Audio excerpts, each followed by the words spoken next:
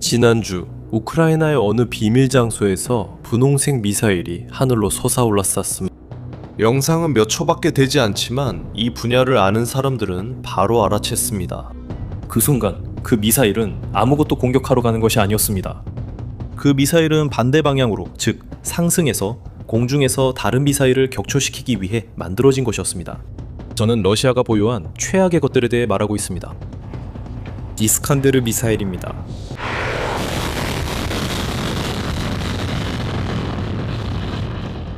킨잘 미사일도 있으며 이 미사일들은 거의 매주 우크라이나 도시에 떨어집니다. 여기서 이야기가 이상해집니다. 왜일까요? 미사일을 또 다른 미사일로 격추하는 것은 인간이 시도해온 것 중 가장 어려운 일 중 하나입니다. 이는 총알로 또 다른 총알을 맞추는 것과 같습니다. 이걸 할 수 있는 나라는 극히 드뭅니다. 미국, 이스라엘, 러시아, 중국. 그리고 이들 각각은 이 기술을 얻기 위해 수십 년의 시간과 막대한 돈을 들였습니다. 이건 새로운 사람을 받아들이지 않는 폐쇄적인 클럽과 같습니다. 이미 알고 계시겠지만 우크라이나는 전쟁 중입니다. 자금은 부족하고 공장들은 폭격을 받고 있습니다. 그리고 이런 복잡한 상황에서도 우크라이나는 그 클럽의 문을 두드리기로 결심했습니다. 이제 혼자서. 왜? 왜냐하면 오늘날 러시아의 킨잘 미사일이 키이우로 떨어질 때 그 미사일이 건물을 맞히기 전에 막을 수 있는 것은 세상에 단 한 가지뿐이기 때문입니다.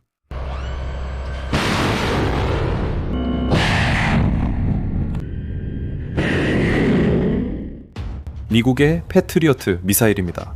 하지만 문제가 있습니다. 우크라이나는 이 미사일들에 대해 매우 우려스러운 사실을 막 발견했습니다.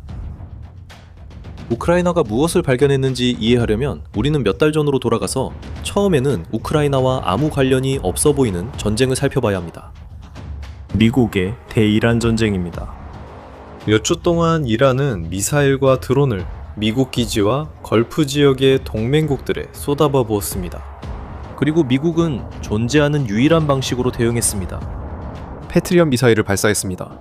아주 많은 패트리엇 미사일을요.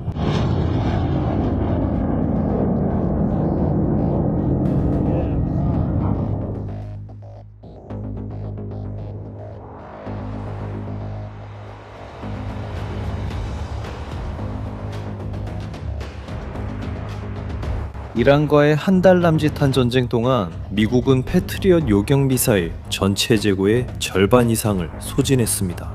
1000에서 1400발의 미사일이었습니다. 41만 회. 그리고 미국만 그런 게 아니었습니다. 분석가들의 추정에 따르면 사우디아라비아, 아랍에미리트, 카타르, 이스라엘의 요격 미사일 재고도 거의 90%나 줄어들었습니다.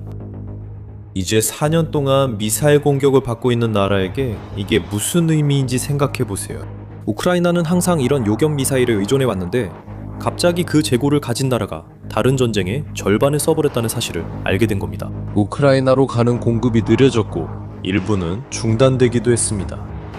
한 서방 군사 분석가는 외교적인 표현 없이 상황을 요약했습니다. 패트리엇 같은 요격 미사일? 잊으세요. 우크라이나인들은 받지 못할 겁니다. 하지만 이 순간을 가장 잘 포착한 말은 내부에서 나왔습니다. 드미트로 쿨레바는 우크라이나 외무부 장관이었습니다. 그는 수년 동안 문을 두드리며 패트리엇을 구걸했습니다. 그리고 이제 그는 다음과 같이 말합니다. 우리는 패트리어트 미사일을 믿을 수 있을까요? 저는 이제 더 이상 믿을 수 없다고 생각합니다. 그게 바로 발견입니다. 미국의 우산은 존재하지만 줄이 있습니다. 그리고 우크라이나는 자신이 그 줄의 끝에 있다는 것을 이해했습니다. 중동에 있는 미군 기지들 뒤에 말이죠. 이스라엘 뒤에, 타이완 뒤에. 그리고 만약 당신이 한 나라가 자신이 혼자라는 걸 알았을 때 무엇을 하는지 알고 싶다면 끝까지 저와 함께 하세요. 채널 구독도 부탁드려요. 왜냐면 이 이야기는 끝나려면 아직 멀었으니까요. 지금쯤 그래 재고 줄었으면 더 만들면 되잖아 라고 생각하실 거예요. 우크라이나도 바로 그걸 기대하고 있었죠. 그리고 바로 그때 두 번째 나쁜 소식이 찾아왔습니다. 올해에만 미군은 새로운 패트리엇 요격 미사일을 172발만 받았습니다. 172발이요. 1000발 넘게 쏜 것을 보충하려고요. 예상에 따르면 미국의 재고는 이란과의 전쟁 이전 수준으로 돌아오려면 2029년이 되어야 합니다. 네, 당신이 들은 게 맞아요. 다음 사실을 고려해 보세요. 서방의 요격 미사일 생산량은 한 달에 약 65기 정도입니다. 문제가 보이시나요? 젤렌스키 대통령은 한 문장으로 잘 요약했습니다. 현재의 도전들 앞에서는 이것은 아무것도 아닙니다. 한편 국경 반대편에서는 시계가 반대 방향으로 움직이고 있습니다. 우크라이나 군 정부에 따르면 러시아는 매년 약 700개 이스칸데르 미사일과 수십 개 킨잘 미사일을 생산하고 있습니다. 이로써 연간 1000개의 탄도미사일이 생산됩니다. 그리고 유럽 전체가 이 미사일들을 요격할 수 있는 능력이 얼마나 되는지 아십니까? 연간 약 300기 정도입니다. 서방이 미사일 한 발을 격추할 때마다 러시아는 3발을 더 만듭니다. 우크라이나 정보당국은 러시아가 한 달에 최대 100발의 탄도미사일을 우크라이나에 발사할 수 있다고 추정합니다. 자신들의 비총량을 줄이지도 않으면서 말이죠. 그들은 쓴 만큼 보충합니다. 하지만 서방은 그렇지 않습니다. 그리고 가격 문제까지 있습니다. 패트리엇 미사일 한 발당 거의 400만 달러가 듭니다. 하지만 여기서 가장 큰 문제는 돈이 아닙니다. 생산 라인이 감당할 수가 없습니다. 젤렌스키는 마지막 승부수를 던져봤습니다. 젤렌스키는 미국에 공식적으로 우크라이나 내에서 패트리어트 요격 미사일을 생산할 수 있는 허가를 요청했습니다. 백악관에 편지를 보냈고 의회에도 보냈습니다. 아직까지 답변을 받지 못했습니다. 구매나 라이선스 제조 모두 허용되지 않습니다. 유일한 길만 남았습니다. 그 중에서 가장 어려운 길이죠. 처음부터 직접 만들 수밖에 없습니다. 그리고 이 이야기에서 가장 뜻밖의 회사가 이 지점에 등장합니다. 그리고 핑크 미사일 미스터리의 답은? 파이어포인트는 2023년에 설립되었습니다. 국영기업이 아닙니다. 옛 소련 산업에서 온 것도 아닙니다. 18명의 직원으로 시작했습니다. 그리고 오늘날에는 2200명 이상의 직원이 있습니다. 그리고 이 회사는 한 여성에 의해 운영되고 있습니다. 이리나 테레흐. 그녀는 침공 초기 러시아군이 점령한 마을에서 도망쳤습니다. 그녀 차엔 아직도 러시아군 총알 자국이 남아있다고 합니다. 그리고 분홍색은요? 글쎄요, 그게 바로 이 집의 시그니처가 됐죠. 기원에는 2가지 재미있는 버전이 있어요. 미국 언론은 최초의 미사일이 공장 실수로 분홍색으로 나왔고 팀이 그 색을 받아들이기로 했다고 보도했어요. 테르 본인은 다르게 이야기합니다. 그건 남성들이 지배하는 산업에서 여성이 이끄는 것에 대한 내부 농담이었어요. 그녀는 이렇게 말했습니다. 여성이 방위산업 회사를 이끌면 최악의 경우 어떤 일이 일어날 수 있을까요? 끔찍한 일은 아무것도 없죠. 하지만 미사일이 분홍색일 수도 있죠. 생산 실수든 농담이든 회사에서 가장 유명한 분홍색 미사일은 심지어 새 이름까지 얻었습니다. 플라밍고. 그리고 플라밍고는 장식이 아닙니다.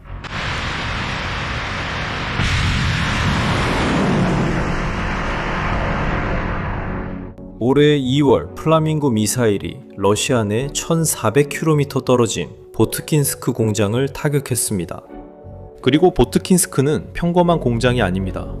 그곳에서 러시아는 이스칸데르를 포함한 자체 탄도미사일을 생산합니다. 즉, 분홍색 미사일 회사는 실제 전투에서 미사일을 멀리 날려 정확히 명중시킬 수 있다는 것을 이미 입증했습니다. 그리고 설립된 지 3년밖에 안 된 회사가 러시아 내 미사일 공장을 무너뜨리면 유럽 각국 정부가 주목하게 됩니다.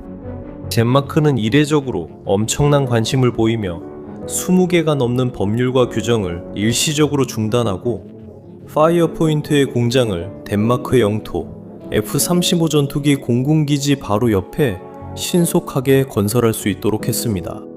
이것은 나토 내에 세워진 최초의 우크라이나 무기 공장입니다. 유럽의 한 나라가 3년 된 우크라이나 기업을 위해 자국의 관료주의를 과감히 무시한 것입니다. 이 회사는 새롭고 야심차며 논란도 많습니다. 전쟁 중에 너무 빠르게 성장하는 모든 것들이 그렇듯이 말이죠. 그러나 아무도 맡지 않은 이 임무를 맡은 건 바로 이 회사였습니다. 그리고 이 회사가 만든 것은 그 형태 자체에 숨겨진 아이러니를 담고 있습니다. 인터셉터의 이름은 FP7-X입니다. 길이는 7m 25cm입니다. 복합 소재로 만든 기체입니다. 또한 초속 2000m까지 낼 수 있습니다. 음속의 5배가 넘는 속도입니다. 그리고 이제 아이러니가 있습니다.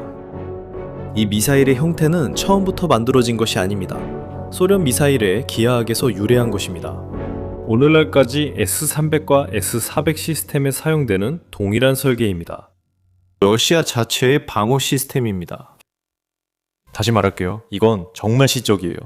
우크라이나를 러시아의 공격으로부터 보호할 수 있는 미사일에는 러시아 미사일의 DNA가 담겨 있습니다.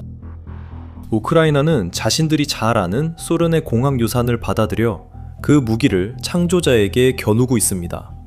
하지만 내부는 또 다른 이야기입니다. 그리고 그 이야기는 유럽 이야기입니다. 4월에 파이어 포인트는 독일의 DL 디펜스와 계약을 체결했습니다. 바로 그 유명한 아이리스 T 시스템을 만든 회사입니다. 미사일의 눈을 제공하기 위해서입니다. 비행 마지막 단계에서 목표물을 포착하는 센서입니다. 유럽 최대의 미사일 제조업체인 MBDA가 개발을 지원하고 있습니다. 지휘센터는 노르웨이의 콩스베르그에서 제공합니다. 레이더는 사브, 탈레스, 헨솔트와 같은 대기업에서 제공합니다. 이 완전한 시스템은 심지어 북유럽 여신의 이름까지 얻었습니다. 프레이야. 이게 무슨 의미인지 아시겠어요? 이건 우크라이나 혼자 만든 미사일이 아니에요. 유럽이 조용히 패트리엇을 대체할 플랜 B를 준비하고 있다는 뜻입니다. 그리고 그 가격이 왜 이렇게 서두르는지 설명해 줍니다. 앞서 말씀드렸듯이 패트리엇 요격 미사일 한 발당 가격은 약 380만 달러입니다. 우크라이나 미사일은 70만 달러입니다. 패트리엇보다 5배 이상 저렴하죠. 그리고 흥미로운 점이 하나 있습니다. 미군은 최근에 공급업체들에게 바로 이것을 요청하는 경쟁 입찰을 시작했습니다. 100만 달러 이하의 요격기입니다. 실제로 한 미군 장군이 이 개념에 대해 언급한 글에서 우크라이나 미사일 이미지를 사용해 설명했습니다. 보시다시피 제자가 이제 기준이 되었습니다. 그리고 가장 흥미로운 점은 이미 3번의 시험이 촬영되었다는 것입니다. 첫 번째 비행은 2월에 있었고 두 번째는 3월에 있었습니다. 그리고 6월의 시험, 아마도 이것이 가장 중요한 시험일 것입니다. 왜냐하면 이 시험이 미사일이 공중에서 조종되며 완전히 유도된 첫 번째 비행이었기 때문입니다. 파이낸셜 타임즈에 따르면 미사일은 25km의 고도에 도달했습니다. 예전엔 패트리어트 미사일이 맞던 부분입니다. 회사 공동 창립자는 신문과의 인터뷰에서 이 시험을 확인했고 대량 생산이 이르면 8월에 시작될 수 있으며 하루에 3발의 미사일을 생산할 수 있다고 말했습니다. 하지만 물론 앞으로 갈 길은 아직 멉니다. 첫 실제 요격은 2027년 말에나 예정되어 있습니다. 그때까지 프레이어는 도박입니다. 하지만 한 가지를 주목하세요. 이게 이 영상에서 가장 중요한 생각입니다. 설령 그게 실패하더라도 그걸 만들기로 한 결정 자체가 이미 진실을 말해줍니다.